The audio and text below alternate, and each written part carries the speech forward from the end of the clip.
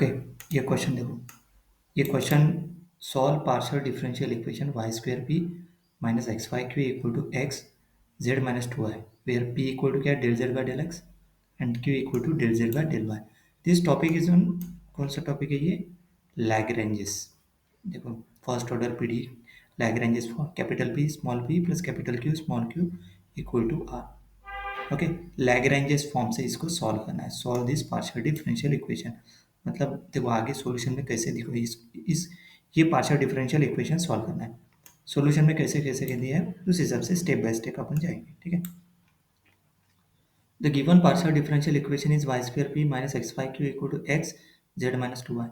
This is a first order linear partial differential equation. PD मतलब partial differential equation of the form capital p small p plus capital q small q equal to r. Okay.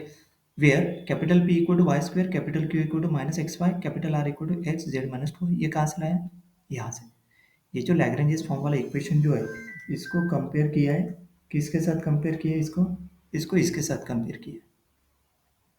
सही है। तो इसको इसके साथ compare करेंगे तो capital P क्या हो गया? Y square. कैपिटल Q क्या हो गया? Minus x y. And capital R क्या हो गया? ये पूरा टर्म आर है कि इसमें नहीं है, ये पूरी टर्म क्या होगी? Capital R x z minus two. यही किया है capital P capital Q capital R। We use Lagrange's auxiliary equation. तो लैग्रेंजेस ऑक्सिलरी इक्वेशन क्या है वो याद रखो। क्या है? D x upon capital P equal to d y upon capital Q equal to d z upon capital R. This is a Lagrange's auxiliary equation. अभी ये जो कैपिटल पी क्यू आर है वो इसमें पुट करो। Substitute P Q R we get d x upon y square equal to d y upon minus x y equal to d z upon x z minus two y. अभी step number one देखो, find the first integral. ये solve करना मतलब नहीं कि इसमें देखिए दो इंटीग्रल सॉल्व करना है। मतलब C1 C2 फाइंड करना है कांस्टेंट। ये मतलब ये क्वेश्चन सॉल्व करना है मतलब इसमें C1 C2 फाइंड करना है। तो फर्स्ट इंटीग्रल देखो कैसे फाइंड करें, मतलब दो सॉल्यूशन फाइंड करना है। Okay. Consider first two fraction. किसको? देखो ये इन दोनों का ग्रुपिंग करेंगे। इसमें लॉजिकली फाइंड करना है। ये दो ही क्यों लिया? ये प्रॉपर मेथड नहीं, लॉजिकली खुद होके कंसीडर करके दो सॉल्यूशन फाइंड करना है इसमें। सही है। जैसे देखो इसका और इसका ग्रुपिंग पॉसिबल है। क्यों पॉसिबल है? क्योंकि वाई वाई कैंसिल हो जाएगा, एक्स सेपरेट हो जाएगा, वाई सेपरेट हो जाएगा। मतलब मेथड ऑफ सेपरेशन से इजीली आपको सॉल्यूशन मिल जाएगा। फिर से एक बार मैं रिपीट कर रहा हूँ, दो सॉल्यूशन ऐसे फाइंड करना है लॉजिकली जो इजी वे से सॉल्यूशन मिल जाए आपको। जैसे यहाँ पे d x upon y square equal to d y upon minus x y. अभी देखो वाई वाई कट हो जाएगा क्योंकि वाई अज्यूम करेंगे अपन y not equal to zero. तो क्रॉस मल्टीप्लाई करेंगे तो ये क्या है? Minus x y d x equal to y square d y. तो डिवाइड बाय वाई कर दिया तो minus x d x equal to y d y. अभी ये देखो एक्स सेपरेट हो गया वन साइड और वाई वन साइड आ गया। अभी इसको इंटीग्रेट कर सकते हैं अपन। तो इंटीग्रेट करने इंटीग्रेशन इंटीग्रेटिंग बोथ साइड। तो integration minus x d x equal to integral y d y. Next slide में ऐसे आना चाहिए। माइनस एक्स का integration minus x square by two, y का integration y square by two plus c one dash लिया हमने। सही है। तो c one dash rearrange, c one लिया तो भी चलेगा, रीअरेंज टू फाइंड। अभी यहाँ पे सी वन डैश इसलिए लिया क्योंकि सी वन डैश यहाँ पे हमने मल्टीप्लाइंग बाय टू करेंगे इस इक्वेशन को। ठीक है। Rearrange to find the constant integration x square plus y square equal to c one. ये जो इक्वेशन है इसको मल्टीप्लाइंग बाय टू किया तो क्या था? Minus two x square by two plus equal to यहाँ पे two y square by two plus two c one dash. तो ये टू टू कैंसिल, ये हो गया minus x square equal to two y square plus two c one dash. तो इसी को लिख सकते हैं अपन, सॉरी टू टू यहाँ पे भी कैंसिल हो जाएगा, ये टू टू कैंसिल, ये भी टू टू कैंसिल। तो ये इसको एक्स को उधर लेके गया सपोज और ये कांस्टेंट इधर लेके आ जाओ। तो ये क्या बन गया? ये बन गया यहाँ पे x square plus y square minus two c one dash. अभी ये minus two c one dash को सी वन लेंगे। This is equal to c one. ले सकते हैं ना उसको? सही है। कैसे है? सी वन कैसे लिया? मतलब ये इक्वेशन हो गया, कौन सा इक्वेशन हो गया? X square plus y square equal to c one. तो इस इक्वेशन को अपन यू कंसिडर करें, लेट यू इक्वल टू क्या लेंगे? X square plus y square. This is our first integral. Clear है। अभी second, find the second integral. अभी सेकंड इंटीग्रल के लिए देखो, now consider the second and third fraction. अभी देखो एक तो सॉल्यूशन हो गया कौन से? इन ये जो लैग्रेंजेस ऑक्सिलरी इक्वेशन है ना, ये वाला, इसमें से पहले दो का लिए अपन ने फर्स्ट इंटीग्रल निकाला। बाद में ना दूसरा सॉल्यूशन फाइंड करना है that is independent of this. मतलब इससे अलग होना चाहिए वो। मतलब जैसे इसका और इसका ग्रुपिंग करेंगे कैसे, देखो यहाँ पे एक्स एक्स कैंसिल हो जाएगा, तो ये सेकंड और थर्ड का ग्रुपिंग, तो वो इसे किया। देखो find the second integral, now consider the second and third fraction. देखो सेकंड एंड थर्ड फ्रैक्शन ये इक्वल टू, अब यहाँ पे अज्यूम करेंगे अपन x not equal to zero, तो x कैंसिल हो जाएगा, है ना, x कैंसिल कर सकते हैं, तो both side multiplying both side में x कर दिया तो x कैंसिल हो गया यहाँ से, सही है। तो dy by minus y equal to d z upon z minus y equal to में दोनों x कैंसिल हो गए। This can be rewritten as, इसी को अपन लिख सकते हैं ऐसे, सही है। देखो d Y by minus y है और d Z by z minus two है, तो इसी को ये डी वाई इधर लेके आ जाओ, मतलब ये जो d Y by minus y है equal to d z upon z minus two y से, तो ये डी वाई है वो इधर लेके आ जाओ और ये ऊपर लेके जाओ इक्वल टू उधर जाओ, तो मतलब ये क्या हो गया, z minus two y upon minus y equal to d Z by D y. तो देखो D Z by D Y equal to वही लिखा, ये माइनस इधर लेके आया, सही है। तो इसको अगर फिर से सेपरेट कर दिया suppose d Z by D Y equal to, इसको सेपरेट कर दिया माइनस के साथ, मतलब यहाँ पे मैं सेपरेट करता हूँ जेड अपॉन माइनस वाई और ये minus two y upon minus y, सही, मतलब ये माइनस नहीं है, जेड अपॉन माइनस वाई, तो ये माइनस जेड बाई वाई हो जाएगा और ये वाई वाई प्लस, तो y y cancel plus two, so d Z by D y क्या आ गया, minus z y y plus two, ये आ गया, ये देखो D Z by D Y equal to minus z y y plus two.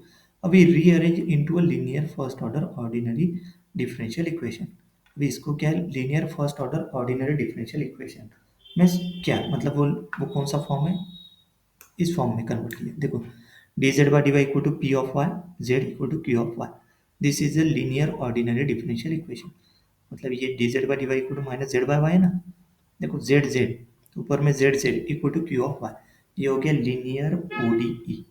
अभी यहाँ पे पी ऑफ वाई क्या हो गया, ये जो इक्वेशन है इसको इसके साथ कंपेयर करो, देखो D Z by D Y, यहाँ पे D Z by D Y, यहाँ पे वन बाय वाई जेड है, यहाँ पे पी ऑफ वाई जेड, तो पी ऑफ वाई क्या हो गया, वन बाय वाई, सही है, P of Y equal to one by Y.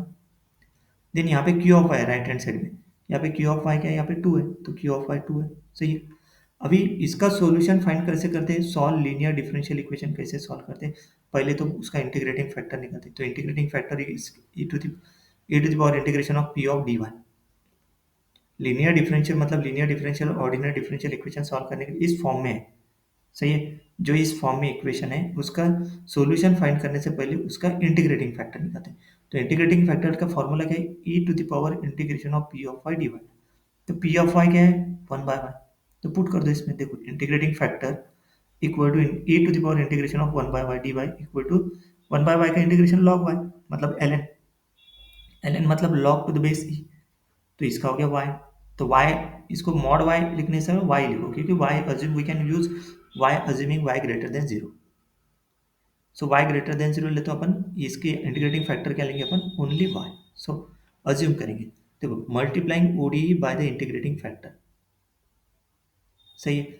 अभी ये मल्टीप्लाइंग इंटीग्रेटिंग फैक्टर से जो ये y निकला y, तो इंटीग्रेटिंग फैक्टर ये ओडीई कौन सा, ये इसको मल्टीप्लाइंग बाय y से करो, तो देखो y D Z by D Y plus Z equal to two Y, clear, सही।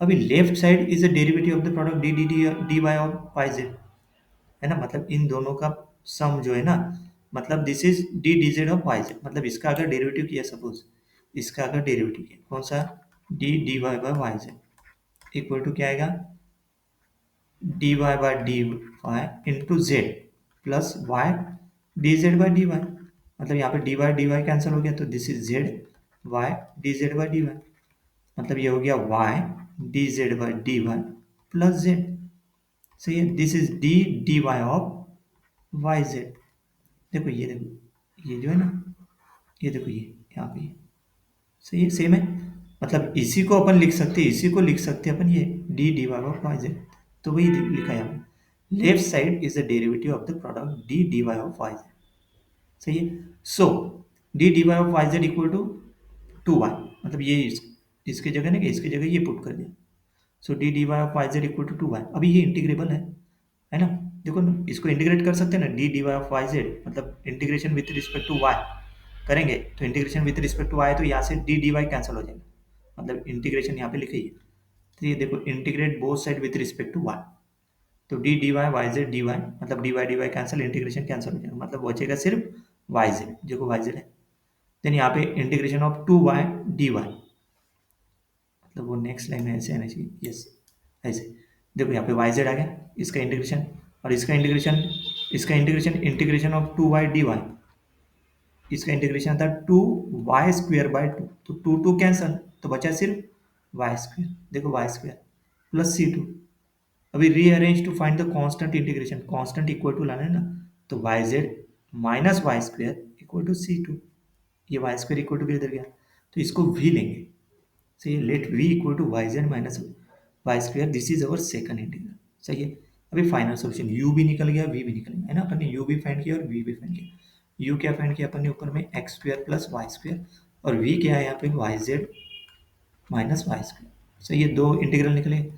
फॉर्म द जनरल सॉल्यूशन, अभी जनरल सॉल्यूशन लिखेंगे, देखो the general solution of the PDE is given by f of u comma v equal to 0 where f is a ordinary differential function substituting u and v, मतलब इसमें u और v put करो, this is a general solution for, ये formula याद है, general solution f of u comma v equal to 0, substitute u and v तो को put कर दिया capital f x square plus 1 equal to this one, yz minus y square equal to 0, this is a general solution. मतलब solve this, नहीं solve अपने को ये करना है पार्शियल डिफरेंशियल इक्वेशन, इसमें इसको सॉल्व करना है, मतलब क्या फाइंड करना है जनरल सॉल्यूशन, मतलब this is a final answer. सही है, अल्टरनेटिवली उसको कैसे लिख सकते हैं, और एक तरीका है उसको लिखने का तरीका, either alternatively we can express one integral as a arbitrary constant of the other, मतलब देखो this is one integral v, मतलब ये तीन तरीके हैं उसको लिखने के। सपोज एक है F of U comma V equal to zero, ये दूसरा लिख सकते हैं अपन u equal to F of v और v equal to F of U, ये तीनों तरीके से लिख सकते हैं जनरल सॉल्यूशन। देखो आगे लिखे हो Y Z minus Y square F of X square plus Y square, मतलब यहाँ पे u भी पुट कर दो, ये हो गया F of X square plus Y square comma Y Z minus Y square equal to zero. दूसरा सॉल्यूशन हो गया u, मतलब X square plus Y square equal to F of Y Z minus Y square, और तीसरा v equal to Y Z minus Y square equal to F of X square plus Y square. देखो यहाँ पे लिखा है this is so where F is any arbitrary differential, small F के लिए any arbitrary differential function, so this is a final general solution of this, solve करने के लिए बोला this is final, either written like this और like this. Okay next.